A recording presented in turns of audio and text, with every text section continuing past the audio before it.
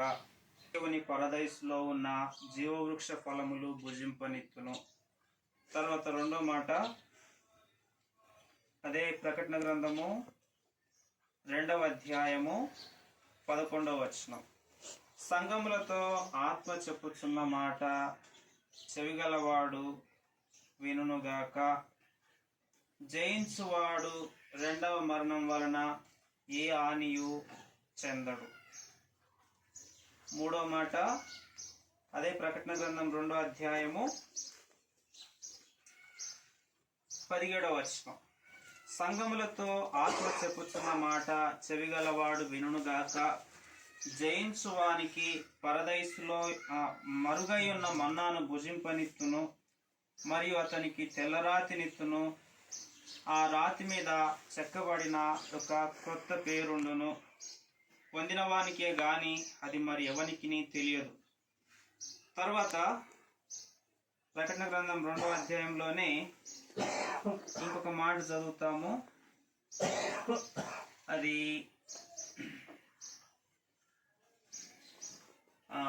26వ వచనం.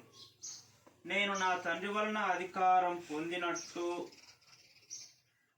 జయించుచు అంతం వరకు నా క్రియలు జాగ్రత్తగా చేయువానికి జనుల మీద అధికారం ఇచ్చదను. అతడు ఇనుపదండంతో వారిని ఏలును. వారు కుమ్మరివాని పాత్రల వలె పగలగొట్టబడుదురు. తర్వాత ప్రకటన గ్రంథం 3వ అధ్యాయము 5వ వచనం. జయించువాడు అలాగున తెల్లని వస్త్రములు ధరించుకొనును. జీవ గ్రంథంలో నుండి అతని పేరు ఎంత మాత్రమును తుడిపి పెట్టక నా తండ్రి ఎదుటను ఆయన దూతల ఎదుటను అతని పేరును ఒప్పుకొందును. తర్వాత ప్రకటన గ్రంథం 3వ అధ్యాయం 12వ వచనం. జయించు వానిని నా దేవుని ఆలయంలో ఒక స్తంభముగా చేసేదను. అందులో నుండి వాడిక మీదట ఎన్నటికి వెలుపలికి పోడు. మరియు నా దేవుని పేరును పరలోకములో నా దేవుని యొద్ద నుండి దిగివచ్చుచున్న నూతనమైన యెరూషలేమును, నా దేవుని పట్టణపు పేరును, నా క్రొత్త పేరును వాని మీద వ్రాసెదను. చివరిగా ప్రకటన గ్రంథం 3వ అధ్యాయము 21వ వచనం. నేను జయించి నా తండ్రితో కూడా ఆయన సింహాసనమునందు కూర్చుండి ఉన్న ప్రకారము జయించు వారిని నాతో కూడా నా సింహాసనం నందు కూర్చుండనిచ్చేదను. ప్రార్థన చేసుకుంటాను.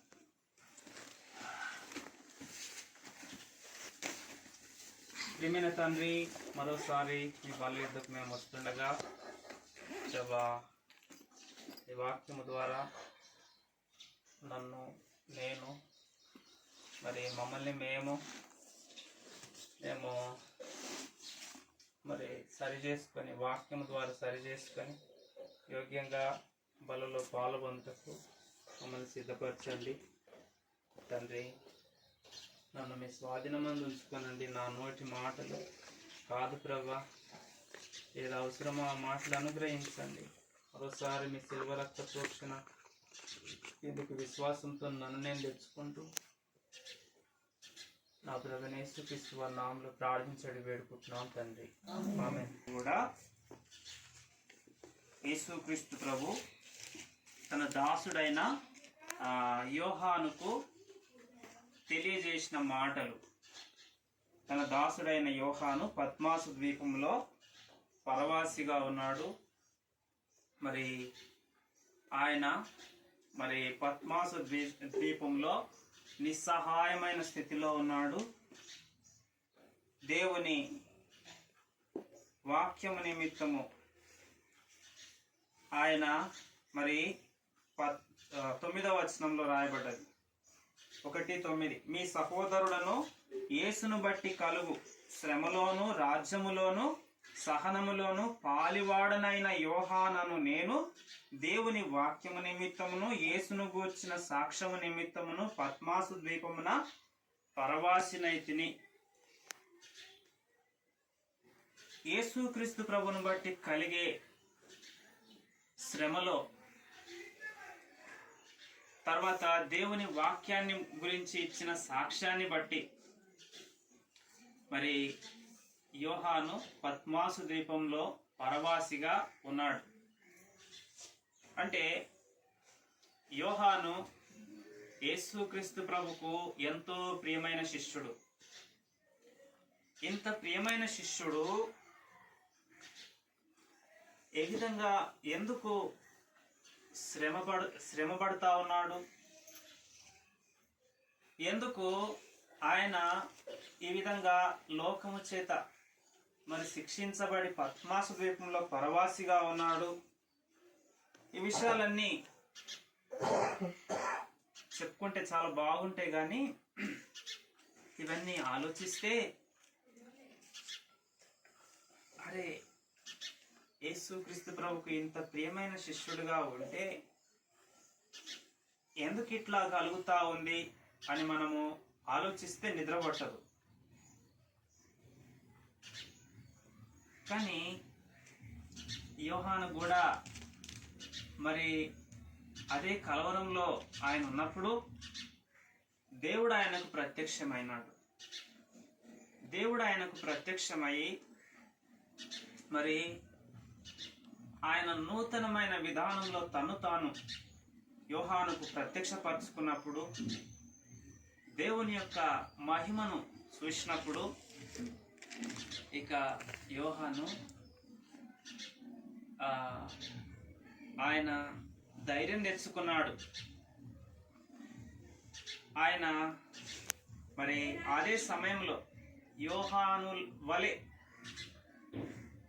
ఎవరైతే ఈ లోకంలో ఎవరైతే కాదు దేవుని నమ్ముకున్న బిడ్డలందరూ కూడా ఈ లోకంలో కొద్దో గొప్ప యేసుక్రీస్తు ప్రభు నామాన్ని బట్టి నష్టాలు, కష్టాలు, శ్రమలు, నిందలు పాలు పొందాల. ఇట్లాంటి సంగతులు పాలు పొందితేనే మనము యేసుక్రీస్తు ప్రభుతో పాటు మహిమను పొందేదానికి అర్హులమవుతాం. కాబట్టి ఈ లోకంలో యేసు ప్రభు కూడా చెప్పినాడు. ఆ మాట చెప్పేదానికంటే ముందు సరే ఆ మాట చదువుదాం, నోట్లో నుండి వచ్చింది కాబట్టి. యోహాను సువార్త 33వ వచనం. నాయందు మీకు సమాధానము కలుగునట్లు ఈ మాటలు మీతో చెప్పుచున్నాను. లోకములో మీకు శ్రమ కలుగును, అయినను ధైర్యం తెచ్చుకొనుడి, నేను లోకమును జయించి ఉన్నాను. నేను యేసుక్రీస్తు ప్రభువారు ఆయన శ్రమ పొందినాడు. అదేవిధంగా లోకంలో మీకు శ్రమ కలుగును, ధైర్యం తెచ్చుకొనుడి, నేను లోకాన్ని జయించి ఉన్నాను అని యేసు ప్రభు చెప్తా ఉన్నాడు. ప్రియమైన వారలారా, మన విశ్వాస జీవితము దేవుడు మనకు ఈ భూమి మీద ఇంకెందుకు ఉంచినాడు అంటే ఒక కారణం ఏంటంటే జయించేదానికి భూమి మీద దేవుడు మనల్ని ఉంచినాడు. ఏం జయించాలా? యేసుక్రీస్తు ప్రభు ఏం జయించినాడు?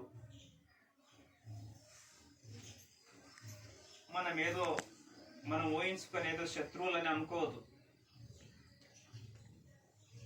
అది కూడా కావచ్చు. కానీ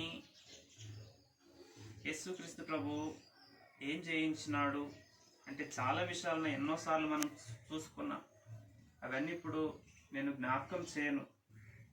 యేసుక్రీస్తు ప్రభు వారు పాపాన్ని జయించినాడు, లోకాన్ని జయించినాడు, సాతాను జయించినాడు, ఎన్నో సంగతులు జయించినాడు. అయితే నేను లోకాన్ని జయించి ఉన్నాను అని ఇక్కడ చెప్తున్నాడు. ఈ మాట చెప్తున్నప్పటికీ యేసుక్రీస్తు ప్రభు ఏమేమి జయించినాడు? యేసుక్రీస్తు ప్రభు ఏమేమి జయించినాడు? ఈ మాట చెప్తున్న సమయానికి యేసు ప్రభు ఏమేమి జయించినాడు అని మనం గమనిస్తే హెబ్రీయులకు రాసిన పత్రిక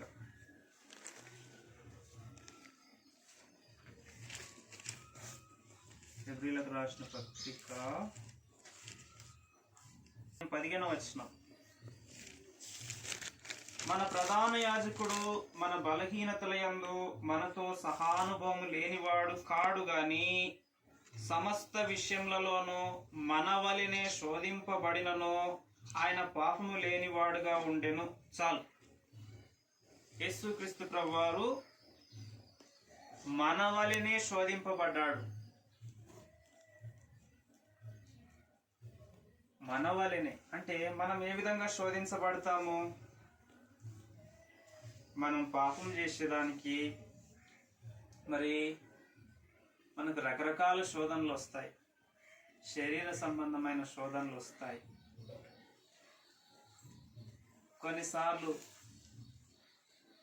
మనతో పాపము చేయించేదానికి కోపం తెప్పించే పరిస్థితులు వస్తాయి. అంటే మనము బైబిల్ గ్రంథము ఏదైతే చేయకూడదని చెప్పిందో, ఏదైతే పాపం అని చెప్పిందో అవన్నీ మనం చేసేదానికి శత్రువు మనల్ని ప్రేరేపిస్తాడు.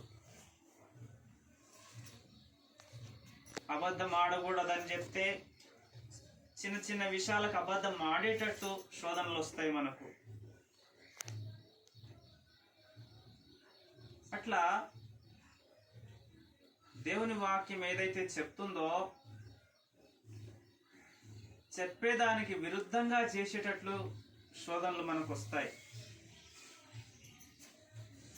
అవి చిన్నవి కావచ్చు, చిన్నవి పెద్దవి అని చెప్పలేం. దేవుని వాక్యం అంతా ఒకటే. అయితే దేవుని వాక్యాన్ని ఏ వాక్యాన్ని అతిక్రమించినా అది పాపమే. యేసుప్రభు చెప్పిన మాటలు నేను చెప్తున్నాను. ఏ వాక్యాన్ని అతిక్రమించినా పాపమే. అయితే ఆ వాక్యాన్ని అతిక్రమించేటట్లు మనకు శోధనలు వస్తాయి. అవి ఏ రకమైన శోధనలైనా కావచ్చు. అయితే యేసుక్రీస్తు ప్రభు మన వలనే శోధింపబడ్డాడు, కానీ ఆయన పాపము లేనివాడుగా ఉన్నాడు. పాపము చేయలేదు. కాబట్టి ప్రియమైన వాళ్ళారా, ఎందుకబ్బా ఇన్ని పరీక్షలు యేసుప్రభుని నమ్ముకొని అంటే యేసుప్రభు అంటున్నాడు. 7 మాటలు మనం చదువుకున్నాం. అవి చాలా విస్తృతమైన సంగతులు. ఏంటంటే జయించేవానికి దేవుడు ఏదో ఇవ్వాలనుకుంటున్నాడు. అందుకొరకే వద్దు నాకు అనుకుంటే అవసరం లేదు. ఆయన అన్నాడు, ఆయన ఏలియా బదేరు వృక్షం కింద కూర్చొని ఇక సాల్ ప్రభా చేసింది చాలు, నా ప్రాణాన్ని తీసుకో అంటున్నాడు. ఇక ఆయనను అనడం ఎందుకు? చాలాసార్లు అట్లా పరిస్థితి మనకు కూడా వస్తుంది. ఆయన చాలా గొప్పోడు, కానీ ఆయన జీవితంలో అట్లాంటి పరిస్థితి వచ్చింది. ఇక చాలు ప్రభా నాకు వద్దు అంటే ఏమన్నట్లు? ఇక జయించేది నాకు అవసరం లేదు, చేసిందే చాలు, మస్తయింది. ప్రియమైన వాళ్ళారా, దేవుడు ఈ భూమి మీద మనలను జయించేదానికి ఉంచినాడు. యేసుక్రీస్తు ప్రభు చూడండి, ఎక్కడ ఉందన్నమాట,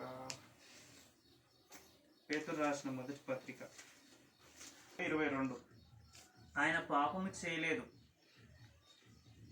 ఆయన నోటను ఏ కపటము కనబడలేదు.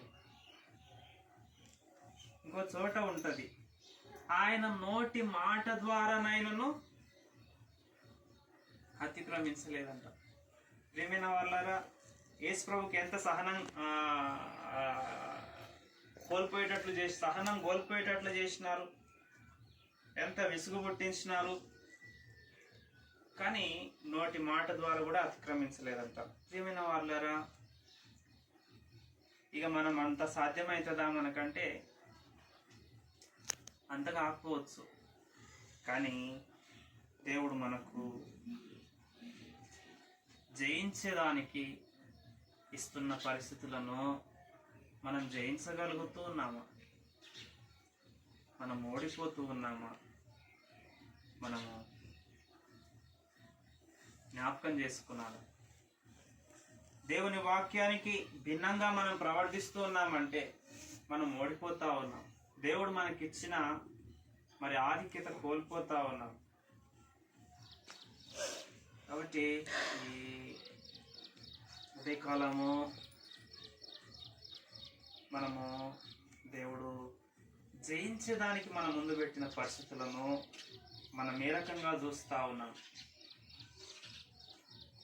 ఏరియాలాగా చూస్తూ ఉన్నామా, లేకపోతే జయించేదానికి దేవుడు మనకిచ్చిన పరిస్థితులను చూసి మనం ఏమనుకుంటున్నాం? చూడండి, పేతురు రాసిన మొదటి పత్రిక 4వ అధ్యాయము 12వ వచనం. ప్రియులారా, మిమ్మల్ని శోధించుటకు మీకు కలుగుచున్న అగ్ని వంటి మహాశ్రమను గూర్చి మీకేదో వింత సంభవించినట్లు ఆశ్చర్యపడకండి. చూడండి, వింత మనకేదో వింత జరుగుతుంది అని ఆశ్చర్యపడతా ఉన్నామా? అది వింతేమి కాదు. కాబట్టి మనం చాలా మాటలు చదువుకున్నాము. 2వ అధ్యాయం. వాడు ఆత్మ సంఘములతో చెప్పుచున్న మాట వినుగాక, జయించు వానికి దేవుని పరదైసులో ఉన్న జీవవృక్ష ఫలములు భుజింపనెత్తును. జయించేవానికి జీవవృక్ష ఫలాలు భుజింపమిస్తాడంట. ఏం జయించాలా వీళ్ళు? ఈ మాట ఎవరితో చెప్తున్నాడంటే ఎఫెసీలో ఉన్న సంఘంతో చెప్తున్నాడు. ఎఫెసీలో ఉన్న సంఘము ఆసియాలో ఉన్న సంఘాలన్నింటిలో కంటే ఆత్మీయంగా ఉన్నతమైన స్థితిలో ఉన్న సంఘము. మరి అట్లను ప్రకటన 2:2, నీ క్రియలను, నీ కష్టమును, నీ సహనమును నీ నెరుగుదును. నీవు దుష్టులను సహింపలేవనియు, అపోస్తలుడు కాకయే తాము అపోస్తలమని చెప్పుకొను వారిని పరీక్షించి అబద్ధకులని నీవు కనుగొంటివనియు, నీవు సహనము కలిగి నా నామము నిమిత్తం భారం భరించి అలయలేదనియు నేను ఎరుగుదును. అయినను మొదట నీ కుడిన ప్రేమ నీవు వదిలితేవని నీ మీద నేను తప్పొకటి మోపవలసి ఉన్నది. చూడండి, వీళ్ళు ఎన్ని ఆత్మీయమైన లక్షణాలు కలిగి ఉన్నారు. క్రియలు ఉన్నాయంట, సహనం ఉందంట, దేవుని నామం కోసం భారం భరించి ఇంకా అలసిపోలేదంట, ఇంకా దుష్టులను సహించలేరంట, కష్టపడేవారంట. ఇన్ని మంచి గుణాలు ఉన్నాయంట. కానీ ఒకటి పోయిందంట, దేవుని మీద ప్రేమ తగ్గిపోయిందంట. దానికి సరి చేసుకో అంటున్నాడు. ఇవన్నీ విషయాల్లో మనం లోపలికి వెళ్ళం. కానీ ఒకటే, వీళ్ళకు కూడా దాన్ని జయించండి, మీకు జీవవృక్ష ఫలాలు ఇస్తా అంటున్నాడు. ఏమైనా వాళ్ళారా, మనము మిగతా విషయాల వరకు పోలేమిక. కానీ మనము దేవుని నామం నిమిత్తము సహనము కలిగిన వారిగాను, ఇంకా ఏమనుంది, భారం భరించేవారిగాను, కష్టపడేవారిగాను, మరి ఎఫ్ఎస్సిలో ఉన్న వారి వల్లే ఉన్నామా? ఒకవేళ ఇవన్నీ ఉంటే కూడా వాళ్ళకు ఒక లోపం కనిపించిందంట. అంటే వాళ్ళకున్న పరీక్ష వాళ్ళ ఆత్మీయ స్థాయిని బట్టి వాళ్ళకు చెప్పాడు దేవుడు. కాబట్టి విషయం ఏంటంటే, మన జీవితంలో మనం జయించేవారిగా ఉంటే దీనికి తగిన ఒక బహుమానం దేవుడు ఇవ్వబోతా ఉన్నాడు. జీవవృక్ష ఫలాలు ఇస్తా అంటాడు. ఇక స్మరణలో ఉన్న సంఘాన్ని గురించి ఏం చెప్తాడంటే, జయించేవానికి రెండవ మరణం వల్ల ఏ హాని రాదు అంటాడు. పెరగంలో ఉన్న సంఘం వాళ్ళ గురించి ఏం చెప్తాడంటే, మీకు మరుగైన మన్నానిస్తా, తెల్లరాతినిస్తా, ఓ కొత్త పేరు పెడతా, తెల్లరాతిని ఇస్తా అంటాడు. పేతైరులో ఉన్న వారికి జనాల మీద మీకు అధికారం ఇస్తా అంటాడు. సార్దీస్లో ఉన్న వారికి ఏమంటాడంటే, తెల్లని వస్త్రాలు ఇస్తా, తర్వాత నా జీవగ్రంథంలోకి ఇక పేరు ఎప్పుడు తీసేయనంటాడు. ఫిలదెల్ఫియాలో ఉన్న సంఘం గురించి ఏమంటాడంటే, నీవు నా మందిరంలో ఒక ఆలయంగా నా ఆలయంలో ఒక స్తంభంగా చేస్తా అంటాడు. తర్వాత నా పేరు నీకు పెడతా అంటాడు. లవదికాయలో ఉన్న వారితో ఏమంటాడంటే, నేను నా సింహాసనం మీదనే కూర్చుని అంటాడు. ఇవన్నీ చూస్తూ ఉంటే మన జీవితంలో రకరకాల ఒక్కొక్క రకమైన శోధనలు, పరీక్షల గుండా, ఏ పరిస్థితుల గుండా మనం వెళ్ళవచ్చు. ఇవన్నీ దేవుడు జయించడానికి మనకి ఇచ్చినాడు. మనం అంతవరకు మనం వాటిని చూసి మనము జయించే వారిగా ఉన్నప్పుడు దేవుని వల్ల మనము బహుమానం పొందేదానికి జీవ కిరీటం అంటున్నాడు. ఎవరికి? స్మరణలో ఉన్నవారికి. 10 దినాలు మీకు శ్రమ కలుగును, మరణం వరకు నమ్మకంగా ఉండుము, నీకు జీవ కిరీటం ఇస్తా అంటున్నాడు. తెల్లరాతినిస్తా, కొత్త పేరు పెడతా, ఎన్నో అద్భుతమైన విషయాలు చెప్తా ఉన్నాడు. ఇవన్నీ మనకు అర్థం కావు ఇప్పుడు, కానీ జయించే వారిగా ఉండాలని దేవుడు కోరుతా ఉన్నాడు. మన పరిస్థితుల్లో మనం ఏ రీతిగా ఉంటున్నాం? దేవుని వాక్యాన్ని సులభంగా దాటిపోయే వారిగా ఉంటున్నామా, లేకపోతే జయించాలని మనము తాపత్రయం కలిగి ఉన్నామా? జయిస్తే దేవుడు ఎన్నో సంగతులు ఇస్తానంటున్నాడు. నేను జయించే వారిగా ఉండాలని దేవుడు భూమి మీద ఉంచాడు. ఇక సార్లే ఈయన వల్ల కాదనుకుంటే తీసుకొని పోతాడు అంతే. ఎందుకు ఉంచిండు? జయించాలని ఉంచినాడు. కాబట్టి ఆ విధంగా మనము అవి ఎట్లాంటి గురి కలిగి మనం ఈ లోకంలో మన పరిస్థితులను ఎదుర్కొంటున్నాం అనే విషయాన్ని మనం పరీక్షించుకుందాం. జయించే వారిగా ఉండేదానికి తీర్మానం చేసుకుందాం.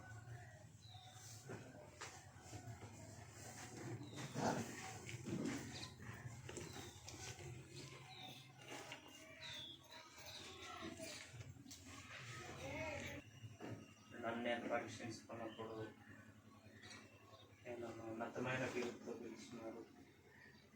కానీ ప్రభా, నా జీవితంలో ప్రభా, ఆ గురించి ఏర్పడే విషయంలో